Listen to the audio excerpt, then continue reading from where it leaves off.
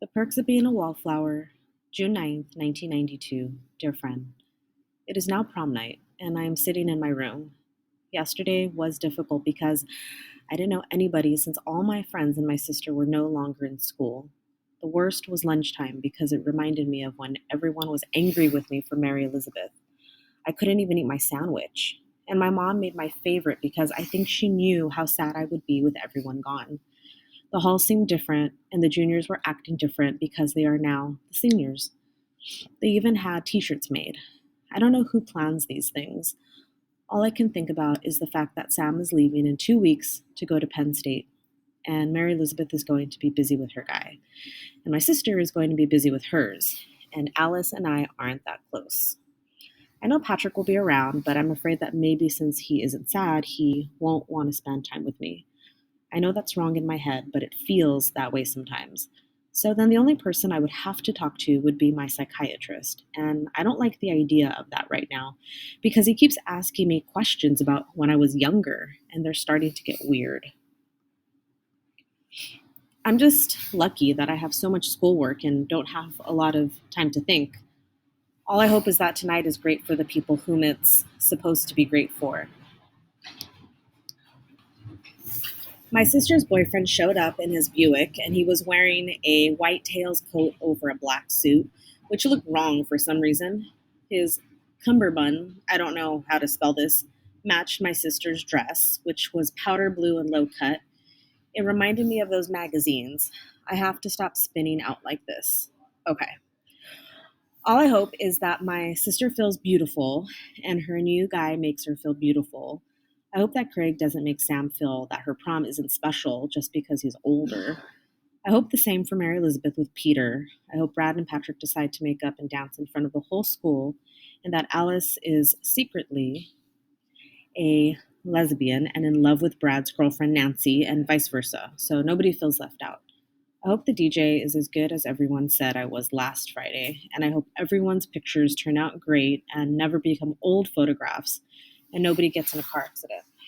That is what I really hope. Love always, Charlie. June 10th, 1992. Dear friend, I just got home from school, and my sister is still asleep from the after prom party the school organized. I called over to Patrick and Sam's, but they're still asleep too. Patrick and Sam have a cordless phone which always runs out of batteries, and Sam's mom sounded like a mom in the Peanuts cartoons. Wah, wah, wah.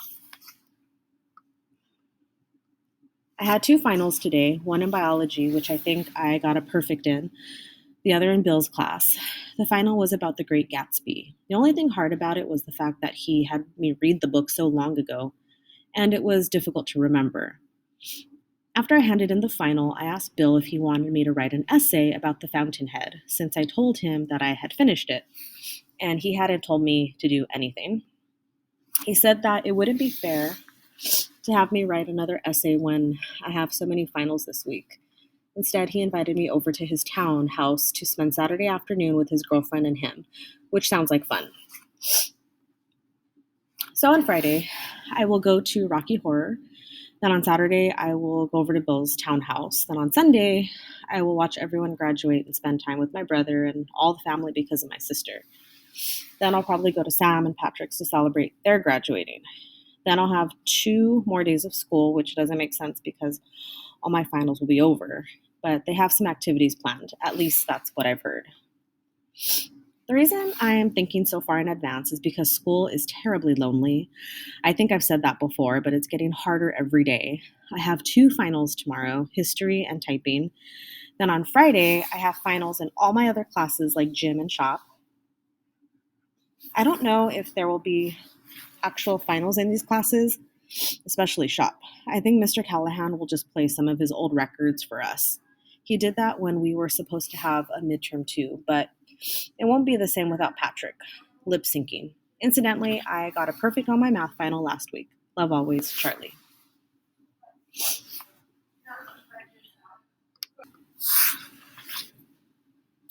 June 13th, 1992. Dear friend, I just got home from Bill's house. I would have written to you about last night this morning, but I had to go to Bill's. Last night, Craig and Sam broke up. It was very sad to watch. In the past few days, I have heard a lot about the prom, and thanks to those 24-hour film places, I have seen what everyone looked like. Sam looked beautiful, Patrick looked handsome, Mary Elizabeth, Alice, Mary Elizabeth's boyfriend all looked great too. The only thing is that Alice wore white stick deodorant with a strapless dress, and it showed. I don't think that kind of thing matters, but supposedly Alice was paranoid about it all night. Craig looked handsome as well, but he wore a suit instead of a tux. That's not why they broke up. Actually, the prom was supposed to be very nice. The limo was really great, and the limo driver got everyone stoned, which made the very expensive food taste even better. His name was Billy. The prom's music came from this really bad cover band called the Gypsies of the Allegheny, but the drummer was good, so everyone had a nice time dancing. Patrick and Brad didn't even look at each other, but Sam said Patrick was really okay about it. After the prom, my sister and her boyfriend went to the after prom party the school organized. It was at this popular dance club downtown. She said that it was really fun with everyone all dressed up and dancing to good music played by a DJ instead of the gypsies of the Allegheny. They even had a comedian who did impersonations. The only thing was that once you went in, you couldn't leave and come back. I guess the parents thought that it would keep the kids out of trouble, but nobody seemed to mind. They were having too much fun, and enough people smuggled in liquor anyway.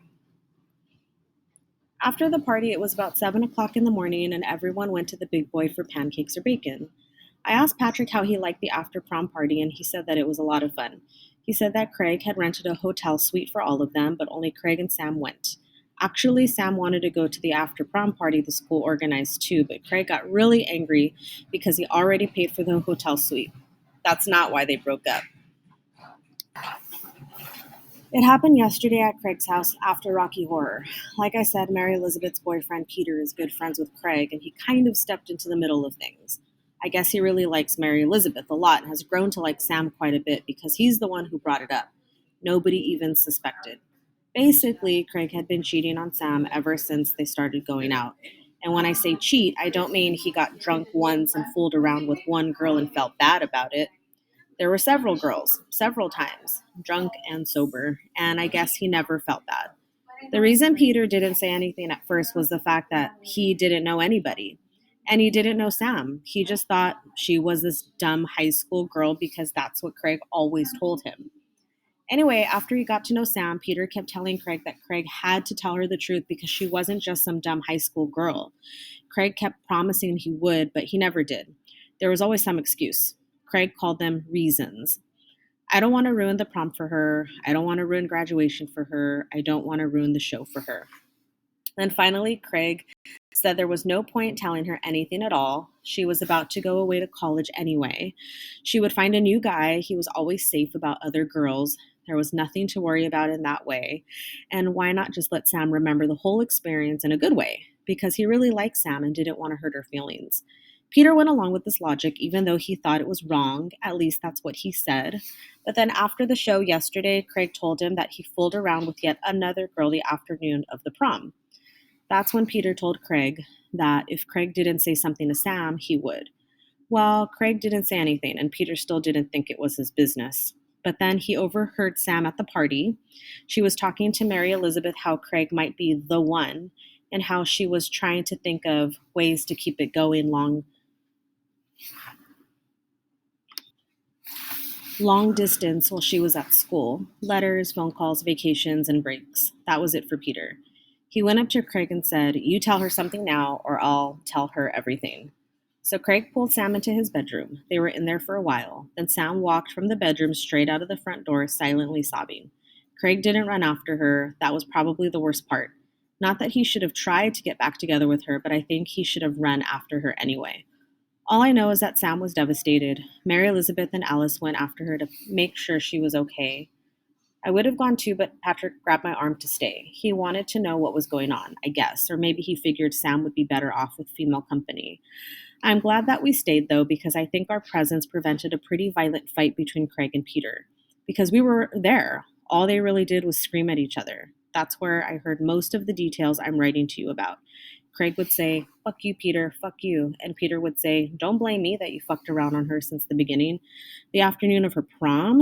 You're just a bastard, you hear me? A fucking bastard. Things like that. When it looked like things were going to get violent, Patrick stepped between the two and, with my help, got Peter out of the apartment. When we got outside, the girls were gone, so Patrick and I got into Patrick's car and drove Peter home. He was still seething, so he vented about Craig. That's where I heard the rest of the details I'm writing to you about. Finally, we dropped Peter off, and he made us promise to make sure Mary Elizabeth didn't think he was cheating on her, because he wasn't. He just didn't want to be found guilty by association with that prick. We promised, and he went into his apartment building. Patrick and I weren't sure how much Craig actually told Sam. We both hoped he gave her a soft version of the truth, enough to make her stay away, but not enough to make her doubt everything about everything. Maybe it's better to know the whole truth. I honestly don't know. So we just made a pact that we wouldn't tell her unless we found out that Craig made it sound like nothing big and Sam was ready to forgive him. I hope it doesn't come to that. I hope Craig told her enough to make her stay away. We drove around to all the places where we thought we might find the girls, but we couldn't find them. Patrick figured they were probably just driving around trying to let Sam cool off a bit. So Patrick dropped me at home. He said he'd call me tomorrow when he heard anything. I remember going to sleep last night and I realized something that I think is important. I realized that throughout the course of the evening, I wasn't happy about Craig and Sam breaking up. Not at all. I never once thought it would mean Sam might start liking me. All I cared about was the fact that Sam got really hurt. And I guess I realized at that moment that I really did love her because there was nothing to gain and that didn't matter. It was hard walking up the steps to Bill's townhouse that afternoon because I didn't receive a phone call all morning from Patrick, and I was so worried about Sam. I called on the phone, but nobody was there.